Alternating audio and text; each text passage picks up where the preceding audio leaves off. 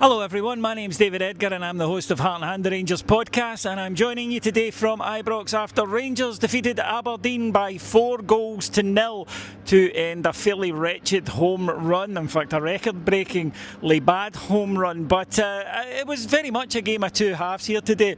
Barry Ferguson didn't make any changes from the side that drew 1-1 with Celtic here last week and maybe regretted that after an insipid first half performance. Neither team were very good in all honesty, and it was like watching paint dry for most of the half. Cyril Dessers had a good chance, a brilliant ball by James Tavernier, but Dessers headed wide. Aberdeen then had a chance later on through Keskinen, but a good save by Liam Kelly, and that was about it right up until half time when Rangers had the ball in the net. A kind of carbon copy of the goal we scored last week, actually. A ball through, a step over, there's Dessers, he controls and finishes almost into exactly the same corner as well, but he was offside and it was ruled out after a VAR check, and Aberdeen went up the other end and almost immediately made us pay for that VAR.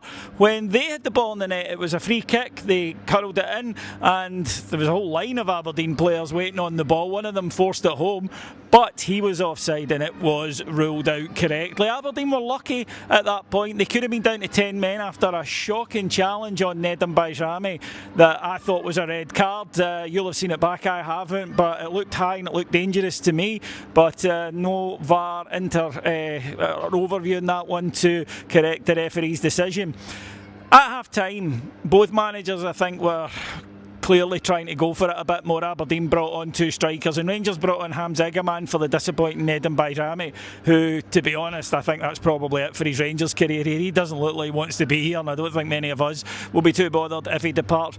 But Rangers were better in the second half, and once we got that goal we never looked back, and the opening goal when it came was a lovely through ball from Nico Raskan onto the more central Czerny. He gets there ahead of the goalkeeper and toes it under him for 1-0. And Rangers then never looked back. Nico Raskin was superb from then on. It was almost like he just switched on and suddenly thought, right, I'll just go and get this game won. And he was pivotal to making it 2-0 not long afterwards, where he gets to the byline. The Aberdeen defender commits too early and Nico says okay then and cuts inside past him and then squares for a simple tap in for Cyril Dessers to get his goal. The third goal was a beauty. A clearance from the Aberdeen defender is blocked by Hamza Egaman and it volleys up and he goes okay then and hits it on the volley, low dipping into the bottom corner. A beauty for 3-0, and that might have been that, but Rangers did add a fourth and it was another lovely goal, a sweeping move that went right across from one wing to the other, ended with a shot by Vasa Czerny. It takes a deflection off Jefte and goes into the corner, and Jefte is claiming it, and I don't blame him. I would. That's his first goal for Rangers. So it didn't really tell us very much today, except in the press conference afterwards the manager was asked about Oscar Cortez. He never made it on, and Tom Lawrence, for example, who's likely to leave in the summer, did, and the manager said you don't just get picked, you've got to earn it in training. So I think we can read into that what Barry Ferguson was saying, but he was full of praise for young Bailey Rice as well, who came on and looked very assured.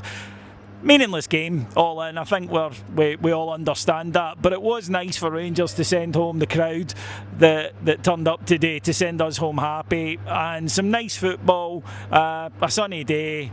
Doesn't change anything in what's been a horrendous season, but it does take us a bit closer to it. Right then, for more coverage, go to Heart and Hand on Patreon. That's patreon.com/Heart and Hand. And if you don't want to join our subscription service, and you should, then you can get the free show, which drops tomorrow night, wherever you get your podcast. Have a lovely rest of the weekend, folks, and I will speak to you again soon. Take care, everybody. Bye-bye.